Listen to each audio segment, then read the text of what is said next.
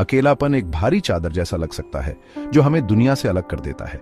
पूर्वाग्रह एक तेज धार की तरह हमारी आत्मा पर गहरे घाव कर सकता है, जिससे हमें अपनी कीमत पर शक होता है।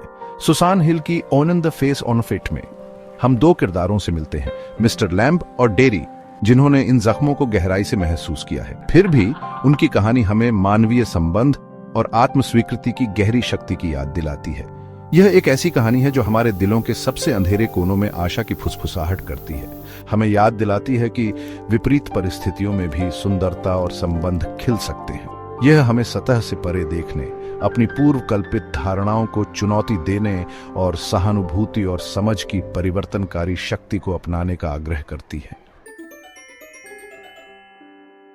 डेरी एक जवान लड़का है जो एक शारीरिक विकृति से परेशान है।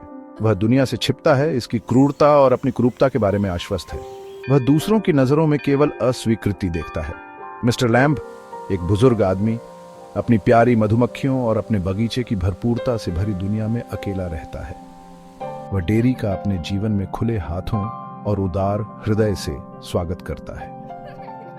मिस्टर लैम्ब भी अदृश्य निशान लिए हुए हैं जो जीवन की नाजुकता और दुर्भाग्य की अनिश्चित प्रकृति की याद दिलाते हैं।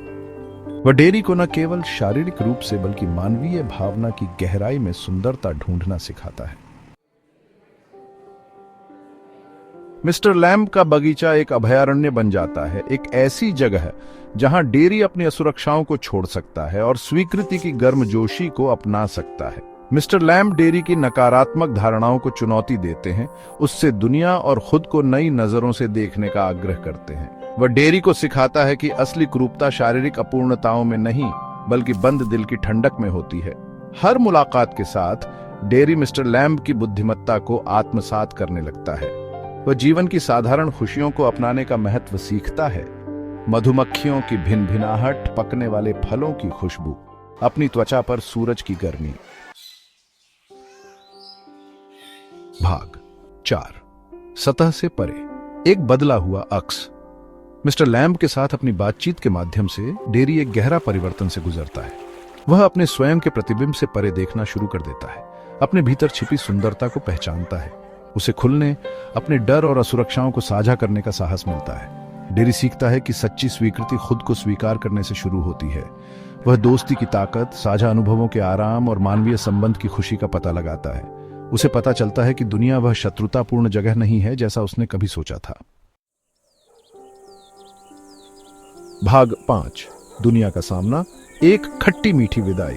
मिस्टर लैम्ब की असामयिक मृत्यु के साथ कहानी एक मार्मिक मोड़ लेती है। हालांकि उनकी शारीरिक उपस्थिति चली गई है, लेकिन उनकी आत्मा डेरी का मार्गदर्शन करती रहती है।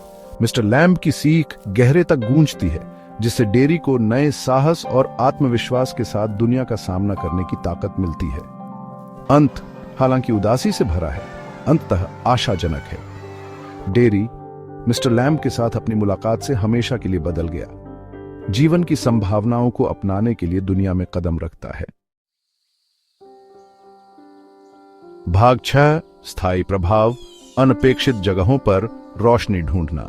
On the face on fit एक मार्मिक अनुस्मारक है कि विपरीत परिस्थितियों में भी आशा और संबंध खिल सकते हैं।